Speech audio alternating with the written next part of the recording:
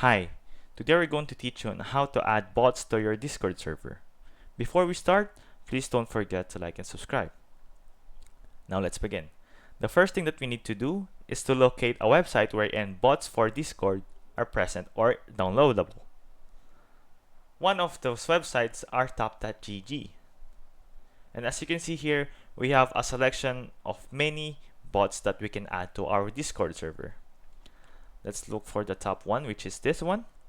And from here, what we need to simply do is to click on invite. The simple premise here is we're going to simply invite that bot to our Discord server. And as you can see here, a tab like this or a prompt like this will appear.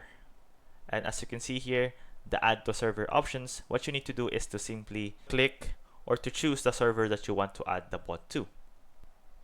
It will ask you to authorize. As you can see here at the bottom right of the screen, it says authorize. Simply click on authorize, and from there, it will ask you if you are human.